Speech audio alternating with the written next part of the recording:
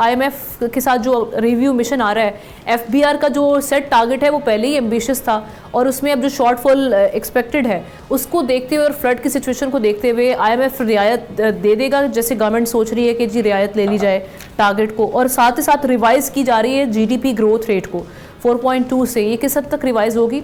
Revenue measures सख्त किए जा सकते हैं, वो किस किस्म के होंगे फिर? बिस्मिल्लाहिर्रहमानिर्रहीम। सबसे पहले तो ये इम्पॉर्टेंट है कि हम याद रखें कि IMF की एंगेजमेंट को डिस्टर्ब नहीं किया जा सकता। पाकिस्तान की इकॉनमी टिपिकली बिहेव कर रही है जैसे कि इकॉनमीज बिहेव करती हैं जब वो फंड से एंगेज होती हैं। अगर प्री फ्लड्स देखें तो एक मैक्रो स्टेबिलिटी सी, जिसमें अफरात ज़र का कम होना, पाकिस्तान के एक जो बाहर का अकाउंट जिसको करंट या ट्रेड अकाउंट कहते हैं, यानी कि जो हम बाहर से कमाते हैं और जो हम बाहर पे करते हैं, उसमें एक सरप्लस का दिखाई देना, फाइनेंशियल जो हमें ज़रूरत थी बाहर की उसका पूरा होना है। सो इसको हम डिस्टर्ब नहीं कर सकते।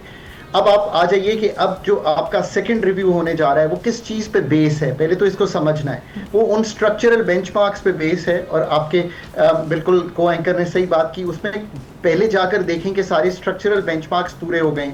बिल्कुल ठीक बात की आपने कि एक स्ट्रक्चरल बेंचमार्क था कि अगस्त में, और ये रीसेट हुआ है। ये पहले एक्चुअली जुलाई का था, फर्स्ट रिव्यू में इसको किया गया कि अगस्त में वो रिपोर्ट दे देंगे।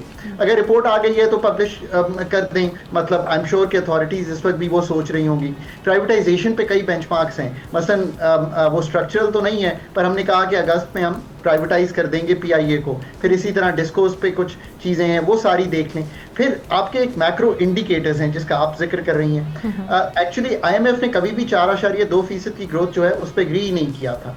जो MEFP डॉक्यूमेंट है जिसको कहते हैं memorandum of economic and financial policies, जो डिटरमिन करता है किसी भी मुल्क के साथ IMF की इंगेजमेंट, उसमें जो ग्रोथ रेट है वो 3.6% का है। मेरा ख्याल है कि इस ग्रोथ रेट को कंसिडर करते हुए कि जो क्रॉप्स खरीफ की हैं जो डैमेज हुई हैं, पर ये भी याद रखिए कि जो रबी की क्रॉप्स आएंगी वो बेहतर आएंगी। क्यों? क्योंकि प्रोडक्टिविटी थोड़ी बेहतर भी हो जाएगी। So everything is not totally negative, यानी कि राइस, शुगर केन, कॉटन, मेज ये डिस्टर्ब आएंगी, पर जो वीट और बाकी वेजिटेबल्स, पोटैटोज, अनियंस हैं ये शायद बेहतर भी हो जाए, क्योंकि ये तो जाकर उस पानी जो गुजर चुका होगा उसमें से यूज़ करेंगी उस लैंड को।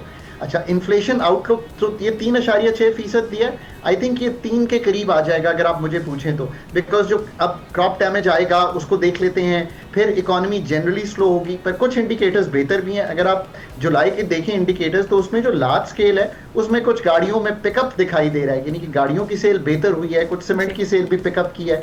सो कुछ इकोनॉमी जो है US में अगर हमारा टैरिफ कम होता है तो शायद थोड़ी सी पिकअप कर जाए, बट ओवरऑल जो ट्रेड बैलेंस है वो भी डिस्टर्ब हो जाएगा। उसका क्या मतलब है? मतलब ये कि हम शायद उतना एक्सपोर्ट ना कर सके बिकॉज एग्रीकल्चर डिस्टर्ब हुई है, एग्रीकल्चर की लिंकेजेस हैं। हमें हो सकता है कॉटन इंपोर्ट करनी पड़े। अगर कॉटन 5 मिलियन बेल से ऊपर नहीं होती तो $2-3 अरब की तो कॉटन ही इंपोर्ट करनी पड़ेगी। साथ ये सोचिए कि आपको राइस का जो एक्सपोर्ट है वो हिट हो सकती है।